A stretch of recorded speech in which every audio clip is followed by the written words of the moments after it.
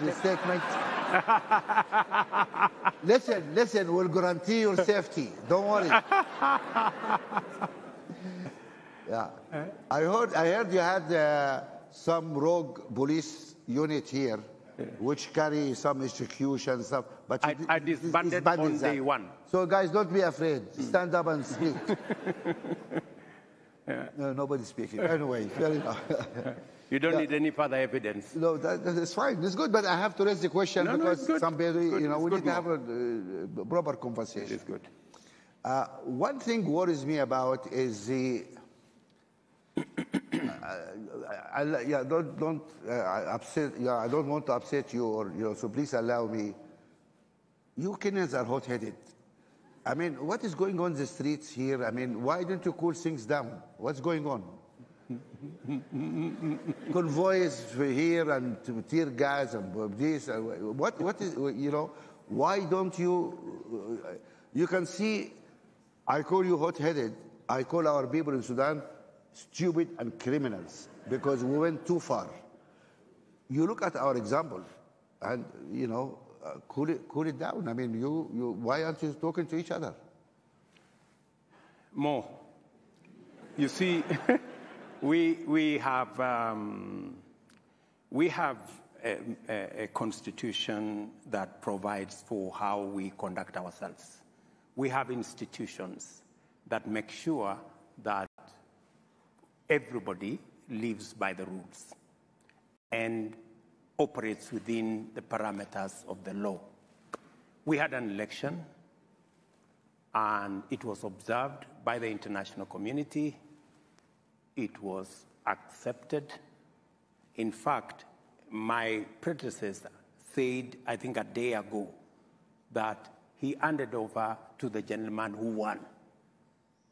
Yet his candidate, the candidate he was supporting, is in the streets complaining that the election, he doesn't know how the elections went. So if the chairman of Azimio, the former president, has told the country that he handed over to the gentleman who won, yet his candidate has a problem with who won the election, I think they need to have a small conversation between the chairman and his candidate to tell him, gentlemen, I handed over to the gentleman who won, let us stop the demonstration. But that's not happening. But that's not the case.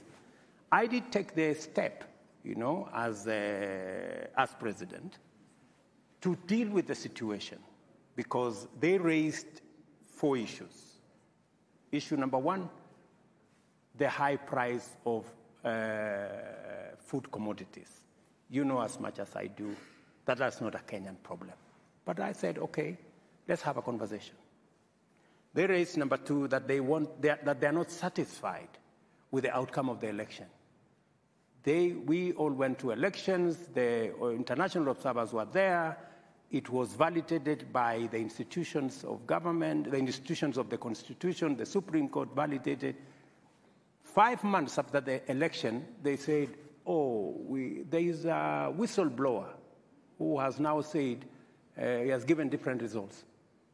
In which country, more, is elections determined by whistleblowers? I don't think there is any such country. But I took the step to say, okay, let us create a framework. I reached out to the opposition and said, let's have a framework where we can have a conversation about the issues you are raising, right? And I extended an olive branch. I went on national television. I offered, said, let's have this conversation. They accepted that let's have this conversation. And before the conversation could start, they said, no, we don't think you are sincere. We don't like one of your members. They didn't like, I saw the paper. If you are having a conversation and you need everybody on the table, you cannot say, I don't like so-and-so. It is the reason why we are having a conversation, because we don't like one another, So it cannot be the argument that I don't like so-and-so. So the very reason why we are having the conversation is because we don't like one another. Let us always have the conversation. But anyway, be that as it may, let us see how else. If you have make a different suggestion. We've even offered them, we've told them, okay, if you don't like so-and-so, it's fine. Can we start the conversation and then we will exit this person you don't like? They say, no. We told them, but the prices of food commodities have come down. They say, even if you bring it down as far as possible, we still want to go to the demonstration.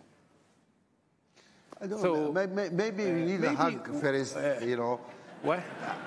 Really, because my brother. Mo, since these are your friends, why don't you reach out to them and have a conversation?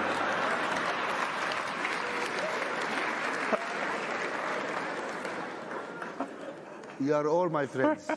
yes, we are. You are my friend, and Uhuru's my friend, and Raila's my friend. Correct. We're all brothers. Correct. Okay?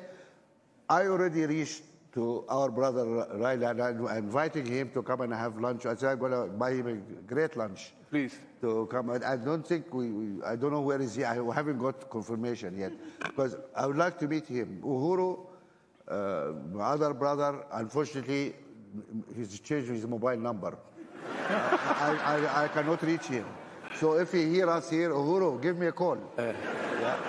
No, because we need just to talk I will as look brothers. for his new number and give you. You have his number? I will get You it. are friends then. Yeah. No, because to be honest, and please forgive me, I'm not a Kenyan, but maybe it's much easier for me to say this because I'm not party to what's going on here. Please, guys, you have kids need education, you have people need food, you have jobs, you have a lot of issues important here. All this is hot air and squabbling or personal. Let us work for Kenyan people. Absolutely. So just fairness, I'm not party to any of this, you know, but we need to find a way to really hug and talk. That is, I saw the Archbishop of Canterbury is here. Is he sitting here? You have a job here to do. I mean, and he's the our Archbishop, that's your job. You need to go and get people, hug them, and, you know, do a prayer or something. I mean, come on. Yes. Is that a reasonable request?